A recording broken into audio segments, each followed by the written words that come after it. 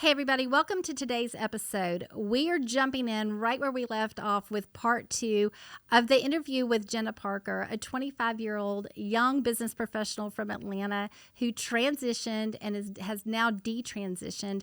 She is sharing her story, her journey, and so much insight with us. So, as a parent and as just anyone listening, grandparents, we're going to gain insight on what happens when we affirm things in our children that have no basis in reality. She has incredible insight. I had no idea that this whole world of transitioning and detransitioning was built so much on the occult. There's so much to this. It's so complex. And Jenna is going to help us understand even more from a parent's perspective how to prevent some of these issues. So buckle up. This one is a doozy, but I know you're going to be informed.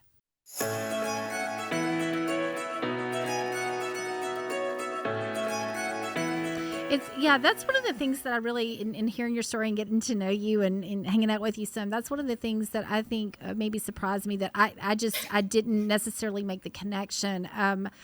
When you were telling me like, no, this whole life and this whole world is deeply connected with the occult. And that is not something, I mean, I know that there's so much occult going on and witchcraft is on the rise like crazy, but the connection between the two, I was not familiar with that. So is there anything else you think parents would maybe need to know or any other thoughts around that are important? Yeah, I think that some things come off as harmless, like crystals and zodiacs, and people think that it's really fun. But I will tell you that I worked in a crystal store for over a year, and I saw people of all spectrum, or people were desperate. So no matter if they came in and it was fun, underlyingly they wanted something, whether it was love or friendship, money. They wanted something, and people were desperate, and they would do anything to get it. And this is like a magic pill type of thing. That's how it's sold, and it's really a scam. It's really a lie. So I would be wary about just breaking those things down if there is kind of interest towards that, because I was curious. I really was curious about why people are into it, and I was kind of coming from this perspective when I was working at the crystal store, of it sounds weird, but I was also a journalism major, and I was like kind of in this mentality of let me fully immerse myself into this world in order to disprove it. But in doing so, I'm going to go all in, which is not what you should do. But it is what I did. And it was very eye opening. And I really suffered. My mental health suffered. My emotional health suffered by relying on those things. And I was seeking something greater than myself. I was seeking God, and I was seeking it in all the wrong places. Okay, two other terms that I just want to make sure we say before we kind of shift into maybe talking a little bit about parents and how to help your child and understand a little bit more from a parental standpoint what to do. But will you help with derealization and depersonalization, and then some of the terminology so that parents hear that, and then also dead naming? Because I think we just Absolutely. talked about the God complex of, having control and of your own life. But if you would just sort of break that down, because those were important parts of your processing and understanding. Absolutely. So depersonalization and derealization, I personally don't know the exact differences, but I do know that I experienced those for the first time in middle school and feeling like I wasn't really in my body. So just like an out of body experience, not feeling like I was even there. I remember having to like touch my surroundings to like gain just a sense of I'm in this place right now. So I was completely just trying to it's a warning sign of escapism. Something is going on underlyingly that you don't want to be there for. And I think at the time I was really uncomfortable in my body. In middle school, everybody is. Right. Everybody. I've talked to so many people who have said, "Thank God I didn't go down the road of transition." I would never think that they would say that of all people, or like, "Thank goodness, like this wasn't as huge as it was when I grew up," because I probably would have been, you know, You hear wanting it to all do the something like time. that Yeah. all the time because everyone's uncomfortable in their bodies at that time. So that's when that really did start for me, but I latched onto it. And So other than depersonalization and derealization, so and did that answer before I move on to dead naming? Yeah. And so are those terms that as you have processed, you picked up in reflection, trying to understand what was going on? Or were those terms that you were hearing in the process? Like, where did the terms come from, and what part of Yeah, where did they become part of the story? it's a good question because it wasn't part of my healthy processing. It was part of my making sense that I was transgender. Okay. So I took that as then I must not be a girl. You know, I don't feel like myself. I'm not feeling like I'm really here right now. I'm not in my body. So it gave me more of a push to be Okay. like, I'm not who I am. I need to change myself. But now that I'm older and have processed, I can go back and really look at that wasn't right. You know, like I drew the wrong conclusions there. Okay. And then talk about dead naming a little bit. Yeah, this touches on the means of basically what we spoke on of when you tell a kid by affirming that who you really are is not good enough or not who you truly should be. Basically, dead naming is a term in the culture, and it is when you refer to someone by their birth name as opposed to their chosen name in their transgender identity. So people do refer to that as their dead name. So essentially, that person is no longer. And I didn't even realize it at the time while going through it, how much that really hurt me. Mm. And having that label as dead name, it hurt my family.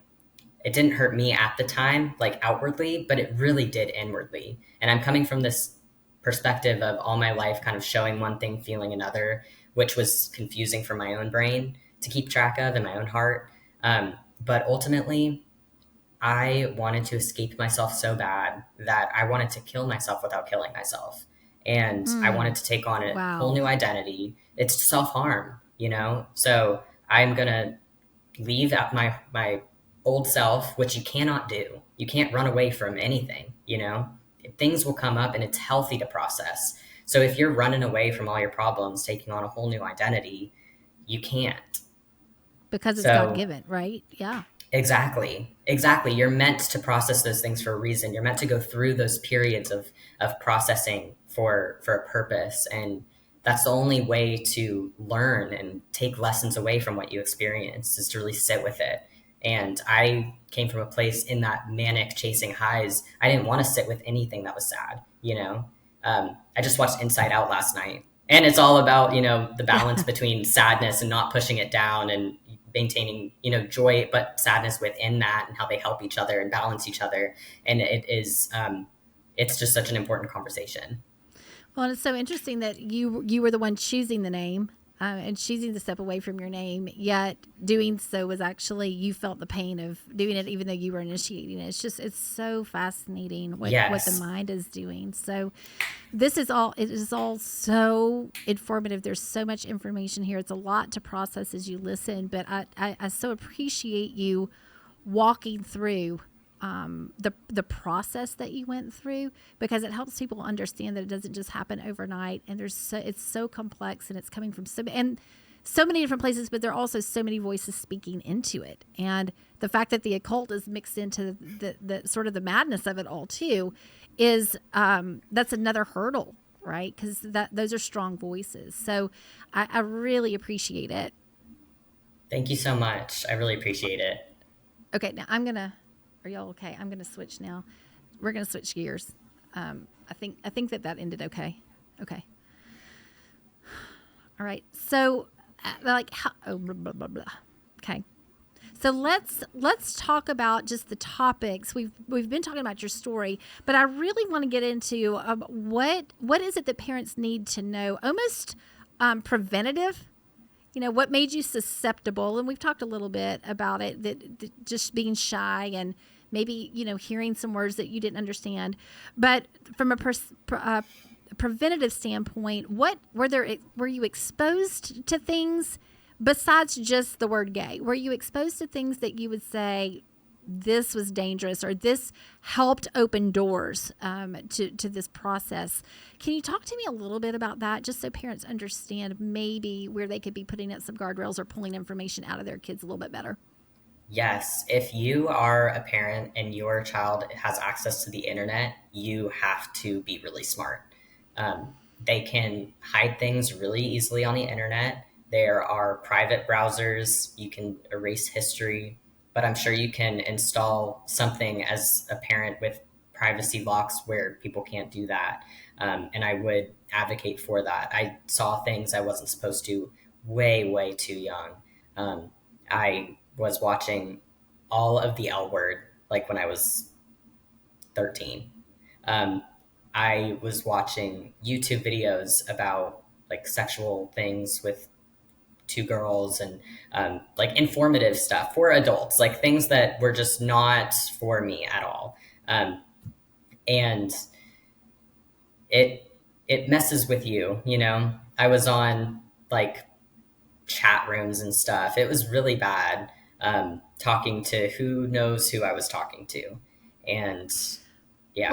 Were the chat rooms something that you sought out specifically, or were you on a game? Were you on an app? Were there certain things where all of a sudden you landed in a chat room? Because there are predators. I mean, that we Yeah. know that every app has an access that people are jumping on to talk to children. So, was it something that you were seeking out because of what you've seen, or were there things popping up and you're like, that's interesting, I'm going to go down this rabbit hole a little bit, or some of both, maybe, I don't know.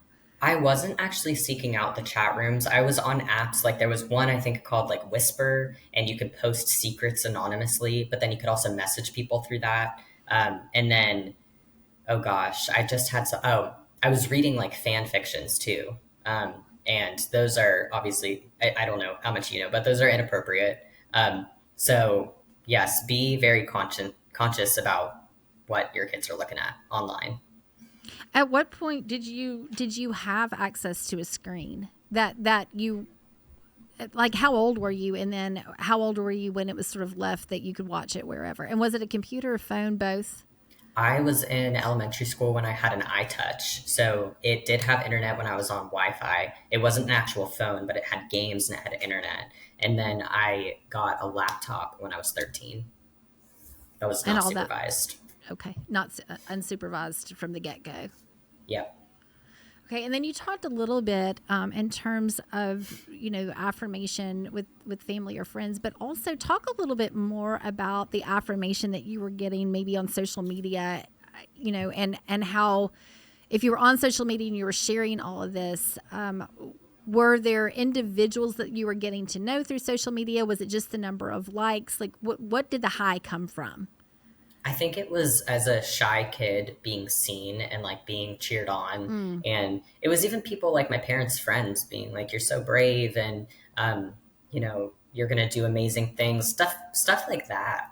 That felt like I was being given a purpose throughout all of this, and people wanted to interview me and like stuff like that. And that was all in response to the gender ideology. Right. You're so brave and you're going to do amazing things because you're Yeah. okay. Wow. Okay. It's a lot, Jenna. This is quite the process, but here's the great thing. Good night. You have had such a major transformation in the way that you see the world and the way that you see yourself, and this is a lot of trauma. And so talk to me a little bit about how you're detransitioning. I know your prayer is that more people would. I know that you're praying that people would, come back to themselves, I'm sure.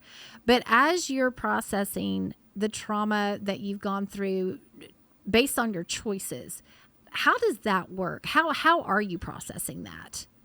Yeah, that is my main prayer, honestly. When I pray when people detransition, I pray that it's going to be easy and that they have the strength to do it through God, because I got through it solely because of God. Um, and I worry about everybody who's so deep into it, but I'm here to tell you that nobody is too far gone. And my detransition process was completely built on faith.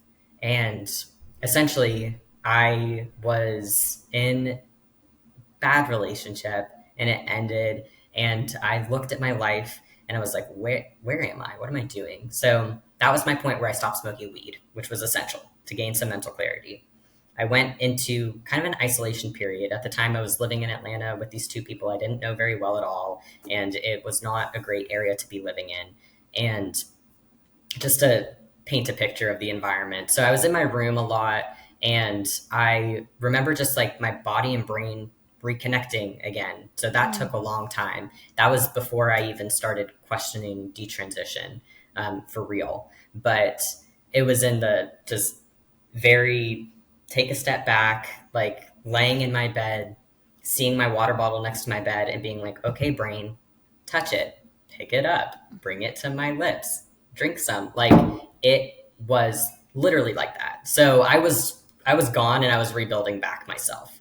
You were And literally coming back into reality. yeah, literally. Um, at that point, I did start to get rid of all of my occult stuff. I put all of my crystals in a river, and I did give some to somebody else, which I regret to this day and wish I never did. But I was just slowly re-entering reality, as you said so perfectly. And I was watching YouTube videos, and I started listening to Jordan Peterson, a clinical psychologist, and he's very well known for basically counteracting the compelled speech that people were trying to throw on him with pronouns, because there's a difference between banning Right. words, like you can't say this, and compelling speech saying you have to say this, because that's not our free world. That Right. is very scary considering politics and what that could mean. So I actually started listening to him because, interestingly, his main subject group of viewers is men, lonely men who feel lost, and that is who I believed myself to be at the time. So Wow. within transitioning as well, I learned a lot. So I came from this place of not having respect for men, even though I became one, in quotes. And I remember walking in the shoes of, being perceived as a man. And I couldn't, say hi to people with babies anymore and be like, oh, so cute, because that was creepy. And I couldn't make eye contact with women anymore because that was creepy. And I had to go to the other side of the street. And I had to like take on more like weight, like literally like physical weight, like at work. And I just gained the utmost respect for men. And I have the utmost respect for men now. And I had these deeper conversations with men in that time too, that just completely opened my eyes, and that was so essential. So I was listening to Jordan Peterson because I was like, I miss friendship, and I'm lonely, and I started listening to his older lectures. He was a professor at University of Toronto and University or NYU. He was a professor, and he had this one lecture about good and evil. And growing up, we weren't, super religious, but my mom always said, if you're a good person, you're a good person. And I'm like, what's a good person? Um, Right. so this podcast, or it was the lecture, answered that question for me. And he basically said, a good person, you can call yourself a good person in a naive way where you're going about life and you're a good person because you don't know any better. You're just a good person. But a true good person is someone that knows the depths of their own ability to do evil and still chooses good. So that to me was like, that's me. I've done evil. That's everyone. We're not perfect. Nobody's perfect. Everybody, has the potential of being good and evil. No one's born one way, the other, whatever. So I started to get into this kind of faith-based mindset of, okay, now nobody's perfect. We're all very flawed, and I can choose to do good. That's my will. So I want to. So I was listening to him a lot, and that was really encouraging. And then I started working at a retirement home in a really nice part of Atlanta as a bartender. And Yes, everybody like questions that, like a bartender at a I was retirement home, like, but yeah, that you don't hear that sentence every day of the week. yeah, Yeah. Yeah. a lot of wine, a lot of old fashions and Cosmos, and it was really fun because I got to hang out with all of these people who had all this wisdom, Mm-hmm. and I they only knew me as Ben. That was my name that I legally changed it to. So they only knew me as Ben. They saw me as that guy, just like this little guy, and I was just talking with all of them and getting to know them all, and all of them were only truly happy living in this beautiful place when family came to visit, and Mm. that's one thing I really picked up on. And then one day I was working a Mother's Day brunch, so it's grandmothers and their daughters and all of the grandchildren. And I just went to the men's room, shut myself in the stall, and cried. And everything hit me that I'd been pushing away because there were countless moments where I knew I was in the wrong place at the wrong time with the wrong people, but I still pushed on. That was part of that new age. I am the author of my own story. I need to do this even though it doesn't feel right. I'm not going to listen to that tiny voice that I hear. But I knew in my heart what was really right. And then it all hit me and I was crying and I just told myself, I'm playing God. I'm playing God. Wow. That's what is meant for me. And I'm taking away from it. And I was just so repentant. And my older sister had had her first baby that year. And I was like scrolling on Instagram and she posted about how motherhood was her purpose. And that just like wrecked me. Mm. And I knew that night that I had to detransition. There was no more pushing that away. So I was feeling that, I knew the truth, but the pride in me and all the praise and everything that I let get to my head, that was literally my house of cards that I was like relying on. And then I was like, that doesn't mean anything.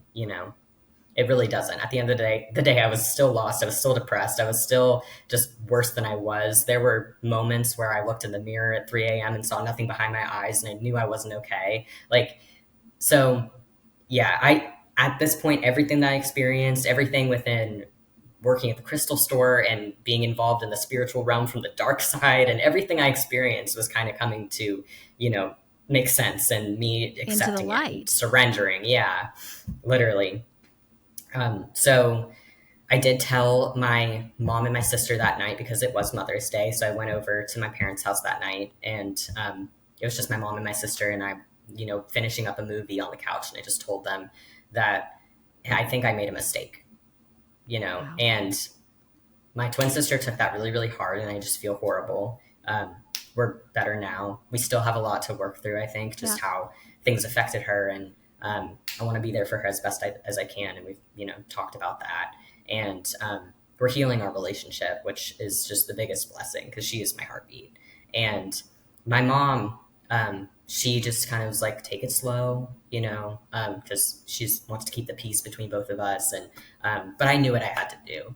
So I got off of hormones and I'm still working at my job for like a couple weeks and I'm about to go into my shift and I'm kind of in the restroom there, like breathing, about to go into this environment where everybody knows me as Ben, but I know the truth and just knowing what I have to do, but not knowing how I'm going to get there. Yeah. And I download on my phone the Bible app out of nowhere. And I've never read the Bible in my life. I'm Jewish. I you know, can read Hebrew, but I don't know what it means. And I start reading the Bible, don't even know where I was reading it. And not a minute into reading it, and I get my period for the first time in 3 years. And my body Which is pretty was, miraculous, right? yes, incredibly, incredibly miraculous. And I've been, my body's been regular since that day.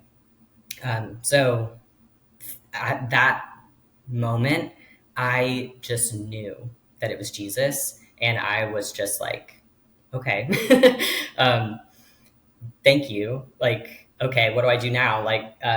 So I was shocked coming from the perspective that I Yeah. was. Um, so I just quit my job.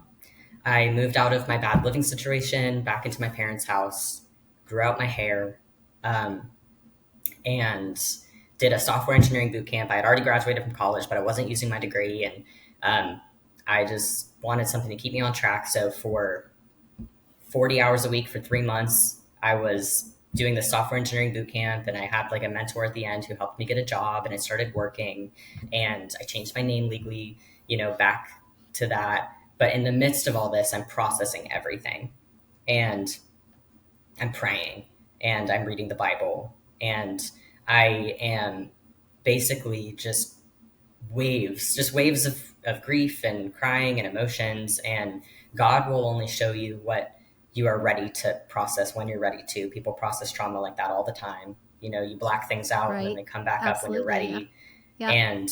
And yes, so my double mastectomy, waves of grief for like a good bit. And um, thankfully finding community more recently has alleviated a lot of that pain for me, because Right. it would be for a long time um, that that would be my thought before my head hit the pillow at night.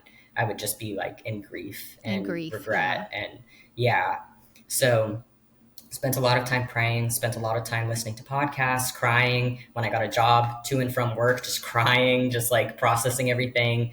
Literally, it was almost like watching a movie, because I was like Yeah. going backwards. It was like I'm things that sure. had happened, yeah, more recently, and then things that happened less recently after that, and going through all of it and like taking lessons away from it and understanding how I really felt during those times and what was healthy and what was not. And yeah, it was all that processing was hard, but it was healthy. And like I mentioned, I only got through it because of God. And yeah. Yeah. So just a couple in closing, two quick questions. I'm so curious. How do you define identity right now, or view identity at this point? Like, where do you find your identity? So, it's funny too, because I was the same person throughout all of this. Yeah. I changed how I looked, I changed my name and everything, but I was still me the whole time. And yes, like being in a new identity, originally helped me get out of my shell, helped me kind of like break free from who I was before. And that just meant being more extroverted and feeling more comfortable going up to people and not being as shy, and putting myself out there more, trying new things without, fear of making a fool out of myself. Yeah. But I still had all of that after detransition. Like, those are gifts from God. So it's not about, identity is not about your aesthetic preferences. And in today's day and age, that is what kids identify their identity around. And it's going backwards. It's very regressive, because, back in the day, sure, when gender roles were very, very strict, if you're a boy, you like blue. If you're a girl, you like pink. We've gone back to that with this I don't know, name tag stuck on it of progressive. But really, you're saying if you like blue, yeah, you have to be a boy. If you're pink, or whatever it might be. Right. Right. You can like whatever you want. That's not your identity. So yeah. Awesome. And then lastly, just such a story, but I'm curious what you would say to someone who has transitioned, or to a family member who has someone who's transitioned and they're considering detransitioning, or they're just not sure. They think, oh my gosh, I've completely blown it. What would, in sort of your last words, what would you say to someone who's really struggling and in the same shoes you found yourself in? That's a really good question. I would say that something I think would have been helpful for me to have is somebody to help me walk through the logic of my decisions without judgment, without, thinking for me, just next to me when my brain wasn't working, to kind of be the brain and get my cogs rolling of, when I drew a conclusion, them to ask me like, how did you get there? Or what does that mean? Or just breaking it down, do it very gently, because I, for one, was super sensitive. Yeah. I would have just screamed at somebody who like, or felt myself higher than somebody who looked at me Who was a way challenging that you, I didn't probably. want to. Exactly. and hurt people hurt people. So at the end of the day, it was such a cry for help, but nobody is going to want to help you if you're pushing them away. So at the end of the day, I did have to, and everybody has to accept personal responsibility. But for a child, it's much harder who doesn't have that, wherewithal just yet. And mind you, I was legally an adult. All this started when I was around 20. So, yeah, you should be gentle with who is going through this. Take it really slow with them.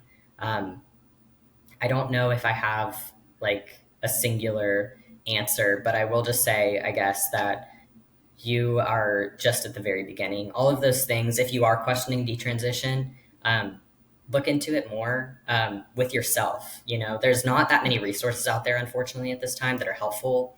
I would say to be wary of online spaces because there's a lot of people with just ideologies that are every which way. And it's really best to just be with yourself, God, and those who you trust. And, think out loud, don't hold it in. That's good. That's a word. Yeah. Yeah. Awesome. Awesome.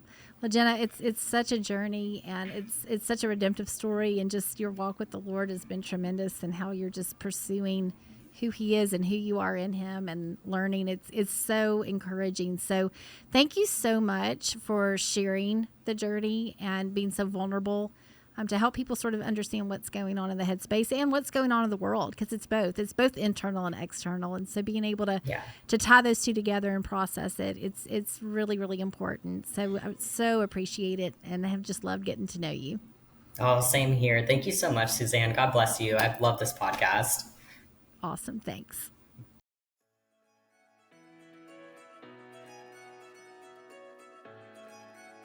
Okay, parents, so that wraps up the second part of this incredible interview. I know that you're just probably as blown away as I was the first time I heard it. It's such a journey, but what a redemptive one. The fact that Jordan Peterson, listening to Jordan Peterson started to point her towards truth, the fact that she bought the Bible app and just started reading it, and that Jesus has become the center of her life, and she's finding her identity in him. Unbelievably redemptive. And I'm going to use her own words. She said in the first part of this interview, nobody is too far gone. I mean, she was dabbling in the occult. She had really no religious foundation. And yet, through all of this, she has found Jesus. She's on a path, and she really, really wants to help others understand the journey she was on from a preventative standpoint, and I admire her for that. So this particular part of the episode helps us understand, really from a preventative standpoint, what are some of the things we should be thinking about as parents. Not really just for gender ideology, but what's going on those screens, and what kind of controls do we have, and how much freedom are we giving our kids. And so I hope that this particular podcast is going to help you understand what's going on in this world that is so new to all of us, this gender ideology, but also help you engage with your kids in really meaningful ways. Hope this helps you parent with purpose, disciple with direction, and leave an intentional legacy.